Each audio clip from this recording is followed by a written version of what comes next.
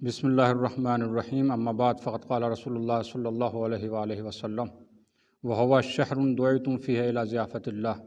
پیغمبر اسلام ارشاد فرماتے ہیں کہ یہ مبارک مہینہ ماہ رمضان کا مہینہ ایسا مہینہ ہے جس میں آپ تمام حضرات کو، تمام امت مسلمہ کو دعوت دی گئی ہے اللہ کی طرف سے، یعنی اللہ میزبان ہے اور امت مسلمہ تمام مسلمین مہمان ہیں۔ قابل ذکر بات یہ ہے کہ اگر آپ کسی کے مہمان ہوں اور آپ کسی کے گھر جائیں تو آپ کا لائف اسٹائل بدل جاتا ہے، آپ کا طرز زندگی بدل جاتا ہے۔ آپ ایسے زندگی گزارتے ہیں جیسا آپ کا میزبان ہوتا ہے، یعنی اگر آپ اپنے گھر پر 12 بجے سو کر اٹھتے ہیں تو جب آپ کسی کے گھر مہمان بن کر جائیں گے تو آپ کا لائف اسٹائل یہ ہوگا، طرز زندگی یہ ہوگا کہ آپ اس وقت اٹھنا پسند کریں گے جس وقت آپ کا میزبان اٹھ جاتا ہے۔ بس کچھ ایسا ہی معاملہ اس ماہ مبارک رمضان میں ہے۔ ہم اللہ کے مہمان ہیں، ہمیں کام وہ کرنے ہیں۔ اللہ نے دعوت ہمیں اس لیے دی ہے تاکہ ہماری طرز زندگی، ہمارا لائف اسٹائل اور حکمت عملی ایسا ہو جیسا حکمت عملی اللہ کا ہے، جیسا راہکار اللہ کے ہیں، جیسا اللہ کام کرتا ہے ہمیں وہ ایسا کرنا ہے۔ تھوڑی سی مماثلت، مشابہت ہمیں اللہ سے پیدا کرنی ہے۔ اس لیے پیغمبر نے فرمایا تخلقوا باخلاق اللہ، جو اللہ کے اخلاق ہیں، جو اللہ کے کام کرنے کا طریقہ ہے، اس کو اپنی زندگی میں ڈھال لو۔ یہی ماہ رمضان مبارک کا اصل مقصد ہے، اصل ہدف ہے۔ اگر ہم اپنے اللہ کے لیے کہتے ہیں یا من یطعم ولا یطعم، وہ پروردگار جو اطعام کرتا ہے، جو کھانا دیتا ہے لیکن کھانا کھاتا نہیں، بس ایسا ہی ہمیں ماہ مبارک رمضان میں کرنا ہے کہ ہمیں کھانا کھلانا ہے، کھانا کھانا نہیں ہے۔ ہمیں دوسروں کو کھانا کھلانا ہے اور ہمیں خود روزہ رکھنا ہے، لیکن توجہ اس بات پر کرنی ہے کہ صرف کھانا کھا لینے سے یہ مقصد حاصل، صرف کھانا کھا لینے سے، یہ کھلا دینے سے یہ مقصد حاصل نہیں ہوتا۔ صرف روزہ رکھنے سے یہ کہ ہم 12 گھنٹے 15 گھنٹے ہم کھانا نہ کھائیں، پانی نہ پئیں، اس سے وہ بلند مقصد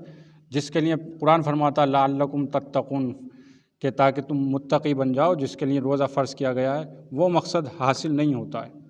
بلکہ ضروری یہ ہے کہ لازم یہ ہے کہ ہمارے تمام اعضاء و جوارح کا روزہ ہونا چاہیے، ہمارے ایک ایک جسم کے حصے کا روزہ ہونا چاہیے، اور تمام جسم کے حصے میں اگر کوئی اعضاء، کوئی عضو سب سے زیادہ مہم ہے تو وہ زبان ہے۔ یوں تو انسان کی آنکھ کا بھی روزہ ہونا چاہیے، کان کا بھی روزہ ہونا چاہیے، ہاتھ پیر کا بھی روزہ ہونا چاہیے، آنکھوں کا بھی روزہ ہونا چاہیے، لیکن ان سب میں مہم جو ہے، جو سب سے زیادہ اہمیت رکھتا ہے، وہ عضو جو ہے وہ زبان ہے۔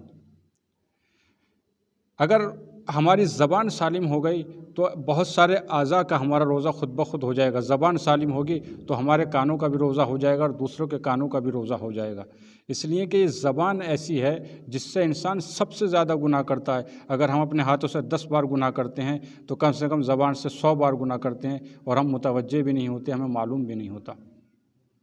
تو کوشش یہ کرنی ہے اس مرتبہ اس ماہ مبارک رمضان میں کہ ہم کنٹرول کریں گے اپنی زبان کو، غیر ضروری کوئی بات ماہ رمضان مبارک میں نہیں کریں گے، خاص کر کہ جب ایسا موقع فراہم ہے، لاک ڈاؤن کا زمانہ ہے، جہاں نہ لوگوں سے ملنا ہے، نہ جاب پر جانا ہے، نہ کام پر جانا ہے، صرف گھر پہ رہنا ہے۔ تو یہ ہمارے لیے ایک بہترین زمینہ فراہم ہوا ہے کہ ہم اپنی زبان پہ کنٹرول کریں۔ اگر ہم 1 مہینہ ایسا کرتے ہیں تو پھر ہمارا آج کا دن اور ماہ شوال کا پہلا دن، عید کا دن جو ہوگا، عید الفطر کا، اس دن میں زمین سے آسمان کا فرق ہوگا۔ اس لیے کہ زبان جو ہے وہ انسان کو اگر اپنے زبان پہ کنٹرول کرے تو اس کی روحانیت، اس کی معنویت میں وہ بلندی آئے گی کہ جس کی مثال پیش نہیں کی جا سکتی۔ پیغمبر اسلام کے جو نواسے ہیں اور جتنے بھی ائمہ ہیں، اس سب نے اس چیز کی تاکید کی ہے۔ امام صادق نے فرمایا، امام صادق اپنے صحابی نعمان سے فرماتے ہیں کہ یا ابن نعمان، جو پہلے والے لوگ تھے وہ یتعلمون الصمت وانتم تتعلمون الکلام، پہلے والے لوگ جو ہیں وہ خاموش رہنا سیکھتے تھے، کس طریقے سے خاموش رہنا ہے، اور آج کے لوگ جو ہیں وہ بولنا سیکھتے ہیں کہ وہ انداز گفتگو کیا ہونا چاہیے، کیسے بولنا چاہیے، خطابت کیسے ہو، اشعار پڑھنا کیسے ہو، مناظرہ کیسے ہو، کسی سے سامنے والے سے ڈیل کرنا کیسے ہو۔ یہ سب اچھی باتیں ہیں، لیکن اس سے مہم بات یہ ہے کہ پیغمبر کے جو جانشین ہیں امام صادق، انہوں نے فرمایا کہ پہلے والے لوگ جو ہیں وہ خاموش رہنا سیکھتے تھے، پہلے والے لوگ بولنا نہیں سیکھتے تھے،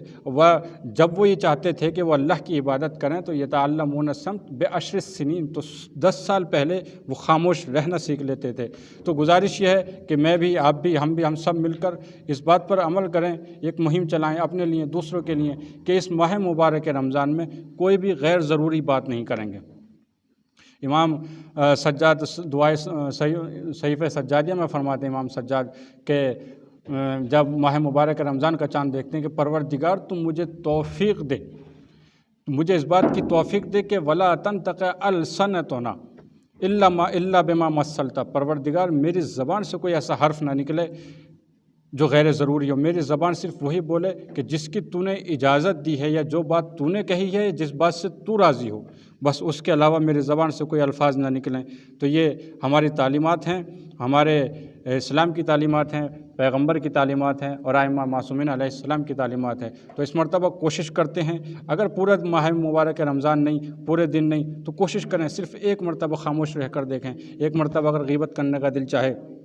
ایک مرتبہ کسی کا مذاق اڑانے کا دل چاہے، تو ہم صرف اپنے آپ پر کنٹرول کریں گے، انشاءاللہ دوسری طرف سے اللہ کی مدد آئے گی۔ والسلام علیکم ورحمۃ اللہ وبرکاتہ۔